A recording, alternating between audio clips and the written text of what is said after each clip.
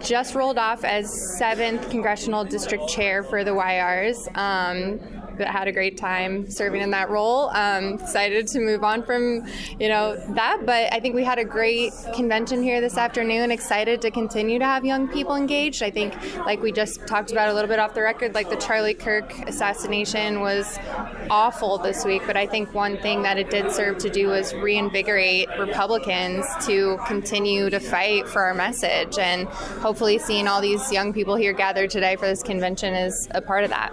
Let's focus on Charlie Kirk for a bit. Charlie Kirk was obviously, he engaged people, kind of went to places where normally, the conservatives normally go. But also he did some inflamed rhetoric as well. What do you think his legacy is going to be?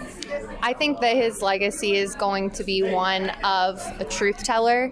But somebody that did so with dignity. I was actually just watching. I think this is part of the reason that his assassination hit me so hard. Just the night before, I was watching some of his videos on social media and just thinking to myself, he is such a shining example of somebody who all he does is ask tough questions. He asks tough questions, but he does it in a way that is respectful to people. He engages with people. He's, of course, sometimes he's diving into tough topics all the time, but he was doing so with respect. And so I think that will be his legacy. But I think bigger than that, his legacy is going to be the millions of people around the world. As we saw, even in the UK yesterday, there were marches in his honor around the world that he is now motivated to take on his mission. I think his impact has been here in Indiana. I think the impact is substantial. We're a heavily Republican state, and one thing that I would love to see be an impact of this and, the momentum that's come from it is really uniting our Republican Party moving forward. I think there's room for every type of Republican in our Republican Party, but we really, in that same vein, we want to focus on a joint message, being unafraid to carry, this Republican conservative message forward, and I hope that that's the impact that it has here. When you talk to some of your other delegates today, this weekend, what was on their minds? I think this is this is heavy on everybody's mind. I think this is the first thing that we talked about at the convention. We opened with a prayer for Charlie and his family. I think this is first and foremost, this is it. As, the 7th District Chair, obviously I have been heavily focused on Marion County. During my time as chair, was happy to have Councilor Hart with us, joining us here today. He's been such a fantastic leader on the City County Council.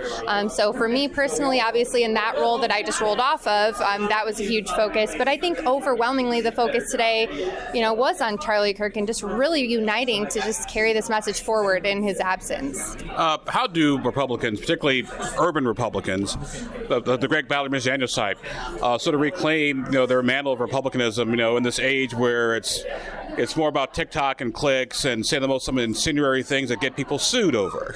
Hey, let me say one thing for urban Republicans. That does not automatically mean moderate. We have some conservative urban Republicans, I think that that's one thing I want to say. I think that, in Charlie Kirk's absence and this effect that's been felt from his assassination, I think people are a little less afraid to be conservative and to be Republicans. And so I think, you talked about this age of clickbait and TikTok and all that.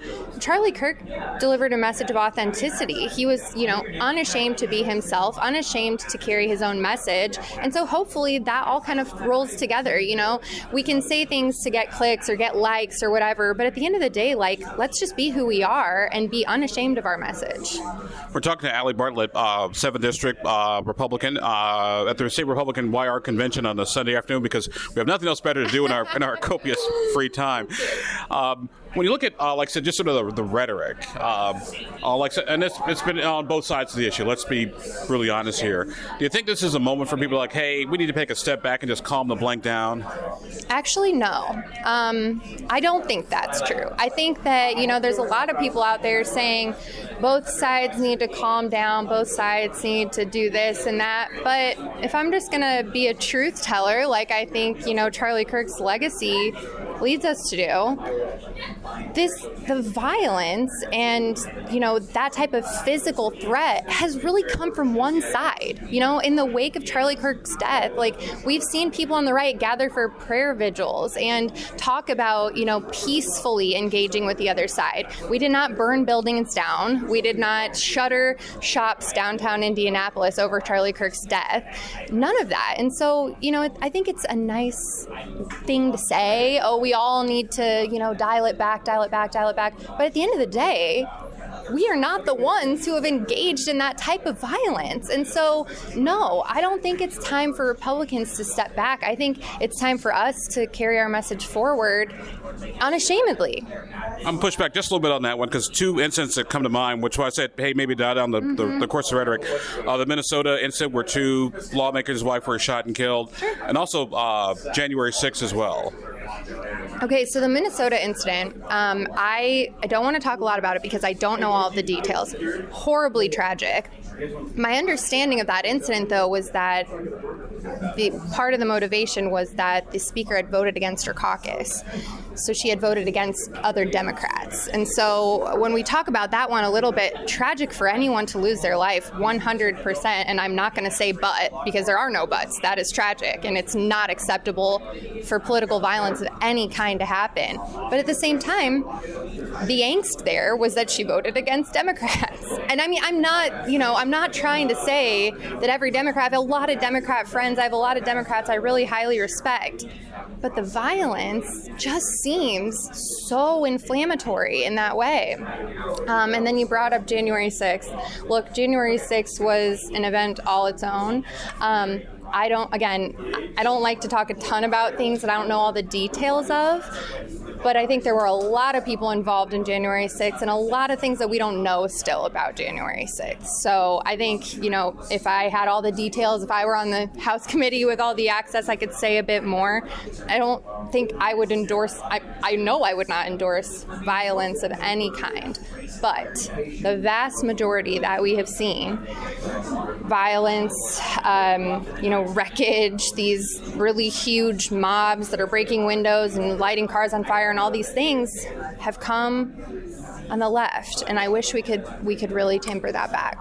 Allie Bartlett, this is for a few more minutes. As we've said, record our conversation. I thought it was interesting that Todd Young delivered a message about the SHIPS Act and also talked about working with sort of both sides of the aisle to get this done. Do you think that maybe a positive on all this could be sort of a new spirit of spirited debate, but nonviolent bipartisanship? 100%. I think that was always Charlie Kirk's message. You can go and watch his videos where he's talking to his team before his events and says, hey, let's treat these people with respect. Let's treat anyone who comes up to this microphone with the respect that we would want to be treated with. And look, at the federal level, there is no room for anything to pass. It's a very thin margin. You really have to be working in a bipartisan manner. I think that, both of our U.S. senators have done a great job of pushing legislative efforts forward. And like I said, you truly can't at the federal level do that without that sort of cooperation. So my hope, obviously, would be, and I think everybody's hope would be, to carry that message of civility forward 100%. So what's next for the 7th District Republicans? Well, under new leadership, because I rolled off of the board, but my hope is that we can really engage and start to find some great candidates. The 7th District has a lot to offer. I'm one of the few holdouts that still lives downtown. I believe in better for the city of Indianapolis. Like I said, Councilor Hart joined us today, and he has been a fantastic leader with that message. And so my hope for the young Republicans is that we can grow a younger Republican presence in the 7th District and keep moving forward to a better Indianapolis. How do you guys compare with your young Democrat counterparts? I don't even know if they have a young Democrat. I couldn't even tell you. Maybe, but I've never heard of them.